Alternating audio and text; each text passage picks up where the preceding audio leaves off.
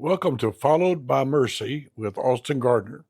This is where we talk about God's grace and mercy that meets us and follows us even in our lowest moments and lifts us to hope again. No matter what's been broken, His love still heals. So let's move from pain to praise together, because surely goodness and mercy does follow me and pursue me all the days of my life. I want to welcome you back to Followed by Mercy, and we are having the time of our lives this week hearing from Stephen Underwood and friends, and we're talking about the Black Freedom Initiative and the Innocence Project. This is wonderful stuff. And I want to thank you, Stephen, for being with us, and thank you for what you're doing to try to help people around the world. So I'm going to jump straight into it, and I just want you to start off. You can greet us, whatever, but just tell us exactly what is the Black Flag Innocence Foundation at its core. Well, thank you for having us on and allowing us an opportunity to talk about our mission and our goals. A Black Flag Innocence Foundation is a nonprofit organization that does investigation, rescue, and after action resources for victims of child sex trafficking. So we have a team of guys that operate as decoys. They will pretend to be underaged females or even males in some aspects to lure these predators into trying to meet up with them in person for the purpose of engaging in sex. And so when they're talking to what they believe to be a 15-year-old girl, they're actually talking to a middle-aged guy that is building a case of evidence against them, setting up the time, location,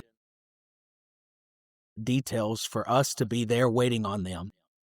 And then we kick in the doors, we go and we, working with local law enforcement, make the arrest, present the evidence to the local DA in order for them to be prosecuted and held to the utmost consequences that the law permits. And so that's why we exist. We're trying to take these predators off of the streets so that they cannot further engage and target your children. And it is something that is happening in our communities. It is something that is happening and taking place in our backyard. And just denying it is not going to make the problem go away. Ignoring it is not going to make it go away. And eventually it will come back to your doorstep if nothing is done about it. So what are you guys doing that other people aren't already doing? Well, there's just not that many organizations like ours that exist. But we've recently made a connection and partnership with Veterans for Child Rescue that operate on the West Coast. Craig Sawman Sawyer is a former Navy SEAL. He was part of the SEAL Team 6, and he is the CEO of Vets for Child Rescue. And they're doing the exact work that we're doing on the West Coast from Texas all the way to California. But there's just not many organizations that exist to combat the issue of child sex trafficking. And on the segment with Alyssa, one of our biggest roadblocks is that of legislation. You know, we can build a solid bulletproof case against these pedophiles, show the evidence, but unless we have a political system that's willing to prosecute and punish, then it really doesn't affect anything. So having the initiative and the willingness to go before our political leaders at the local level and even at the state and federal level, our hands are pretty much tied. And so we might be able to rescue 10 children out of that entrapment, but if nothing ever happens to the perpetrator, then it's all for naught, because as Alyssa said in her segment, one predator has likely targeted 70 different children within his lifetime. And so it's just going to continue to happen. It's just going to continue to progressively get worse unless we decide that we're going to do something about it. And so Black Flag Innocence Foundation exists to fight this battle that not many are willing to fight. And we have a group of guys, veterans, law enforcement, just regular servants that want to put skin in the game and sacrifice themselves in order to serve these people that can't fight the battle for themselves. the predator doesn't go after one kid. No. You can expect that if a predator is talking to one, he's probably talking to 10 at the same time, because it's a numbers game. The more that you talk to, the more likely you are to get one. And so what do we do? There's prevention, and there's reaction. There's prevention and there's reaction. So what do we work on most? both at the same time. So we need to be aware of the signs and the possibility that our child is being targeted. We need to be proactive in investigating who it is that they're communicating with, what sort of conversations are being had. And then we need to be proactive at having that accountability in place to guard them from it. Well, I am so glad we're talking about this, because we need to be careful that we are prevention. An ounce of prevention is worth a pound of cure. It's what they used to say when I was a kid anyway. So if you're listening, you have children, and you need to hear this, because I think you don't believe it. I think you don't believe it could happen to you. I think that's the way we tend to live. We don't think it could happen to us. Do you feel like that's an issue? Absolutely. I mean, we want to believe the best in society, and unfortunately, we can't live that way. We can't be naive to the fact that evil exists in this world, that there is a real devil, there is a real hell, and he's doing everything that he can to make sure that our children do not come to know Jesus Christ as their Savior and take as many people down with him as possible. And so real evil exists in the world. We realize that when it's on a national level and making national headlines, we just don't believe that it can happen in our area.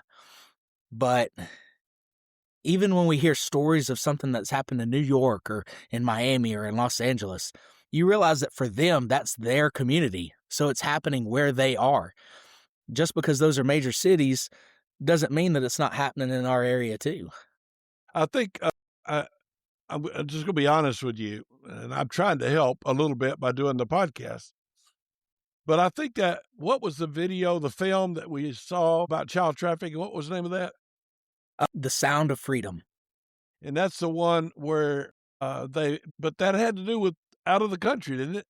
No, it was here in the United States. But were they take it to another country? Yeah, they were taken to another country, but Jim Caviezel, I don't know how to pronounce his last name. He's the one that played Jesus in Passion of the Christ. He is a federal agent that takes on this case to find a brother and sister that were kidnapped and put into child sex trafficking. And the first 30 seconds, first minute of the entire movie starts with real footage of children being snatched off the street, being pulled straight out of buggies in a supermarket and kidnapped for that sole purpose. And if you watch just that first few minutes of the entire movie, if you walked away and didn't watch the rest of it, which it's a great movie, I'm very glad that it was made and produced, because it really is an eye-opener of the reality of what's actually happening. But it still feels like it's a long ways off.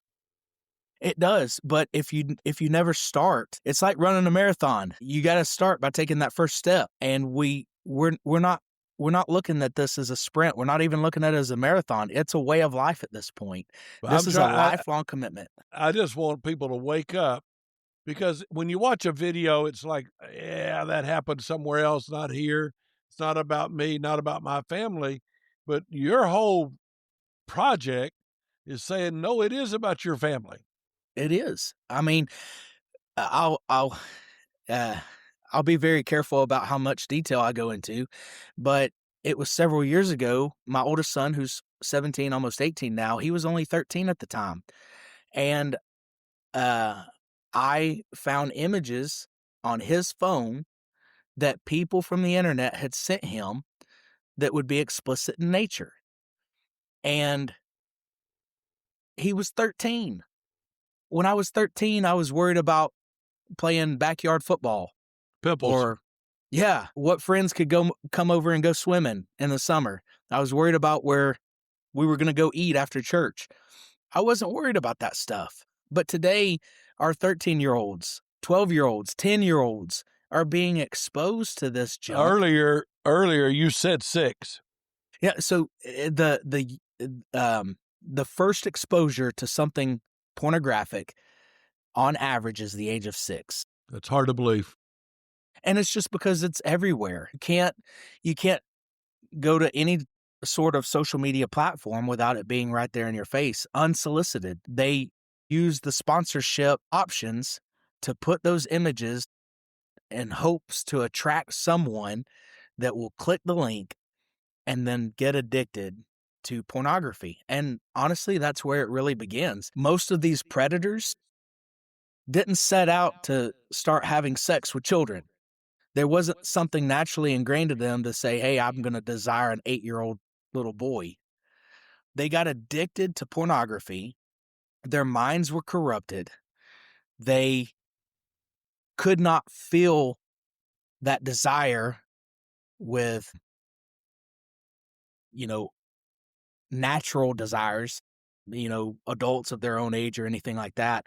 And so the more they progressed and the more they were addicted to that sort of mentality and lifestyle, the more extravagant that their desires became. They started desiring younger and younger and having these corrupt fantasies of what they could do. And it all started with simple pornography, being exposed to it. Their conscience was seared with a hot iron, so they had to go more and more extreme each time to try to feel that desire of fulfilling their fantasy.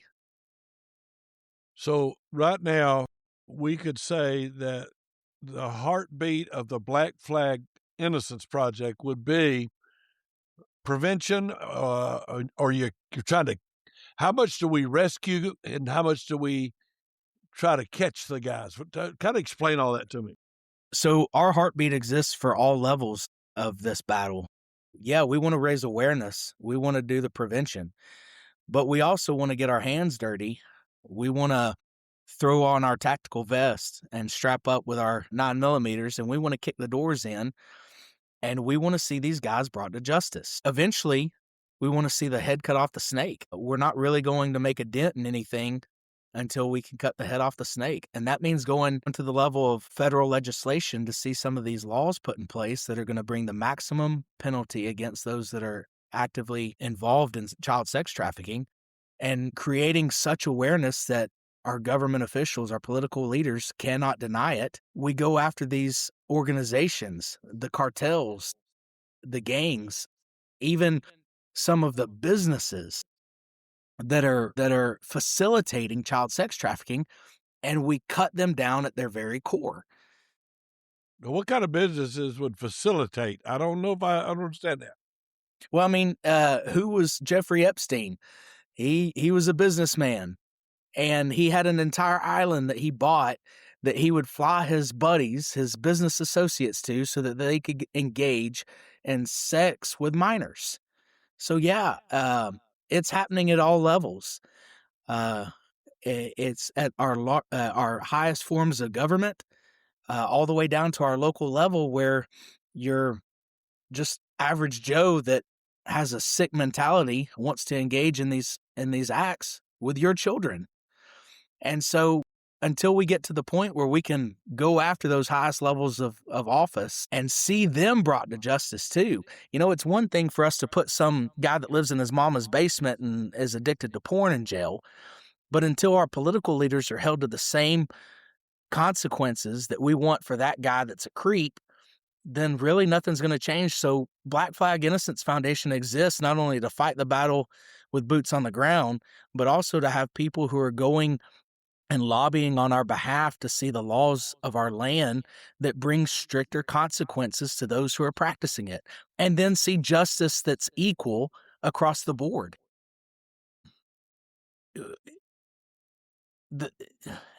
I know that list was a big deal when it was released, but I don't know of hardly any convictions that have taken place at the highest levels of government. And until that changes, until that example is set, then we really can't expect much from our political leaders to do anything about it. So in the absence, there's a military saying, in the absence of orders, you take the initiative. And so, in the absence of our political leaders who are supposedly in charge taking this action, we've taken it upon ourselves to do something about it. And that's why we're pleading with the average listener. You may not be able to throw on a bulletproof vest and strap a gun to your hip and kick indoors with us, but you can help make it possible for us to do it. Guys who are trained and guys who are willing to make that sacrifice, you can help us to facilitate that. So that they can give to the organization. It's a nonprofit, right? So everything is 100% tax deductible. And so we will give you information about how you can give in the description of the podcast and the YouTube channel. And we'll be back to that. But Stephen, do y'all do training? What do you do to help educate people? So we do offer training.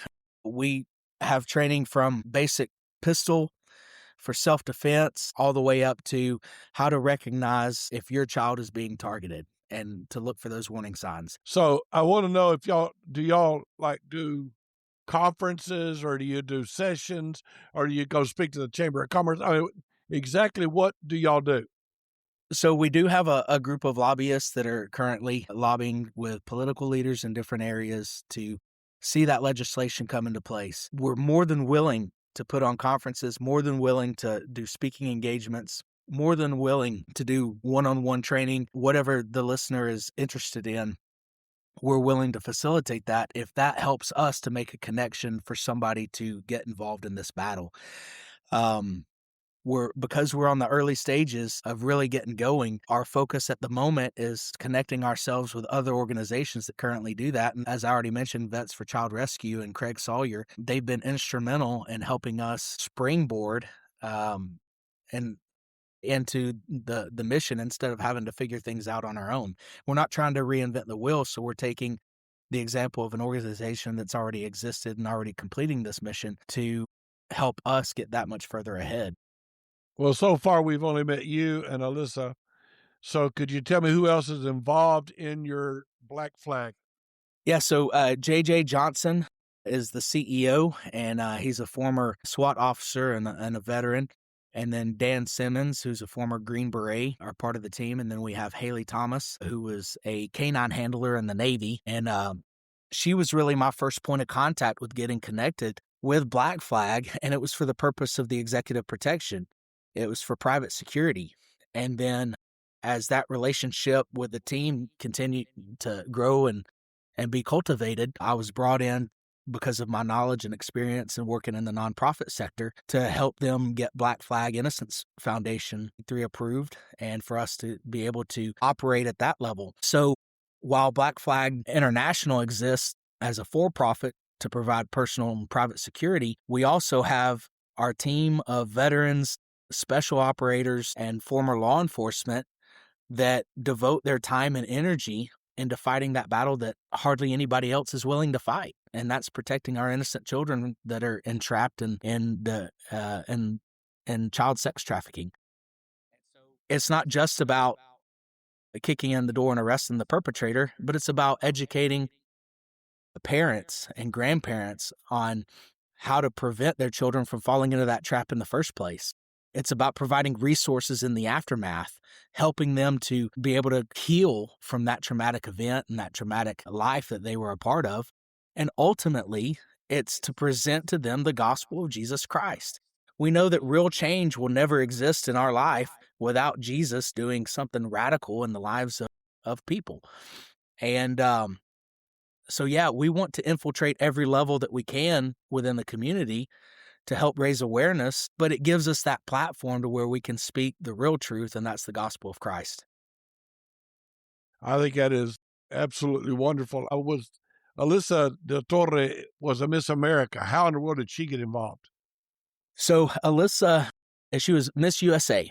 I think there's a difference. I don't know anything about that. Sorry. I don't either, but Alyssa was Miss USA, and she was involved before I was, just even with the previous connection that they had with a nonprofit, she was already involved. And so she And I'd love to have her back on to tell a little bit more about her personal story, but she went through some traumatic stuff. And now she uses her platform, her popularity and celebrity in order to raise awareness for us. She does marketing for women's conferences and business management and things of that nature, but she uses her platform for good. She's not about promoting herself and, look at me and what I did on becoming Miss USA, but she uses that platform that she does have to help engage the community and help engage others in the reality of the battle that we're trying to fight. So she is not trying to take care of her. She's trying to take care of innocence, and that's why she's involved. And Absolutely. you're saying that she also has suffered. So Yes. she understands some of the abuse that might happen.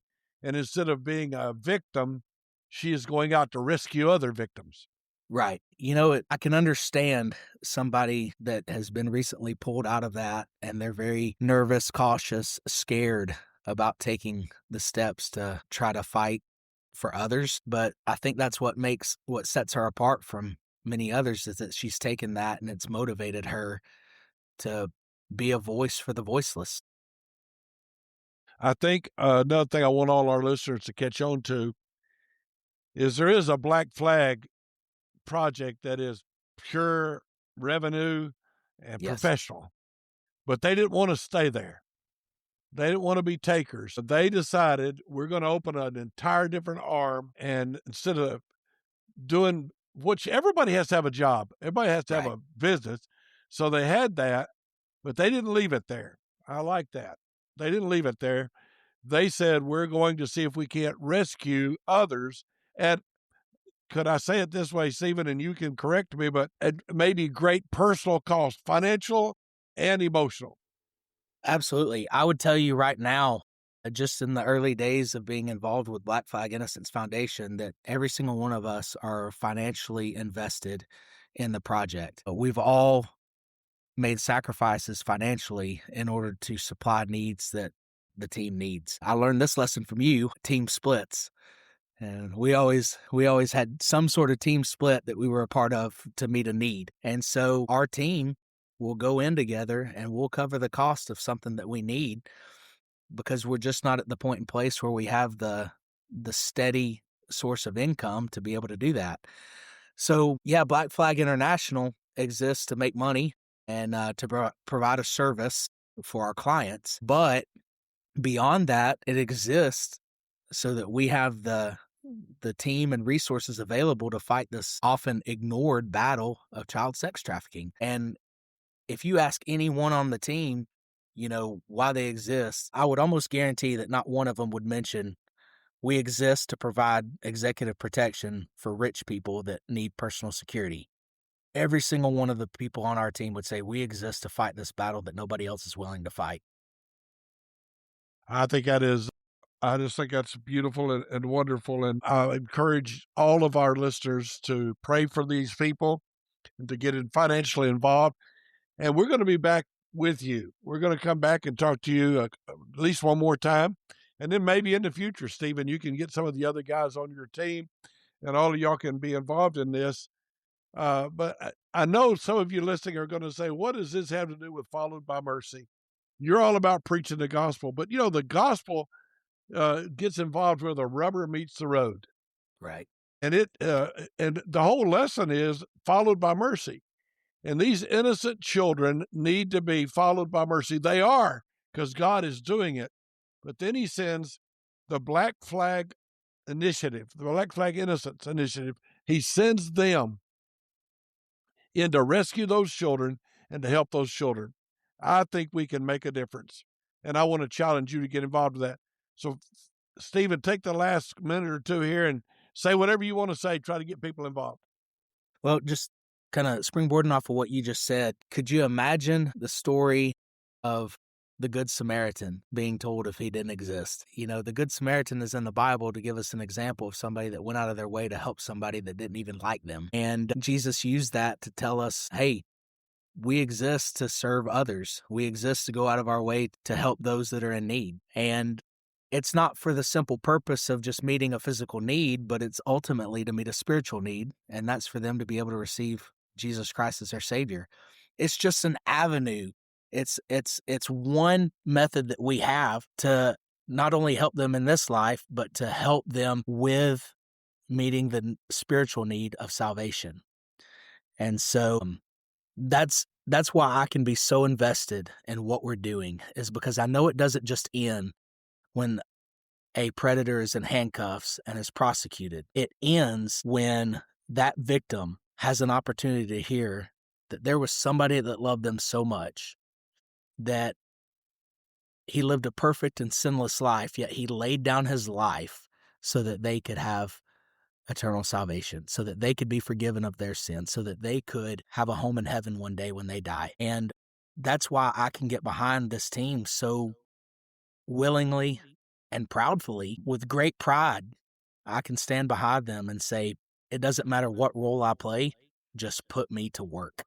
And that's what I would challenge our listeners to do. Don't worry about how much you can help. If you're just willing to get involved in some way, it's going to make a difference in someone else's life. Amen. And that ought to motivate all of us, because you are followed by mercy and because you can make a difference.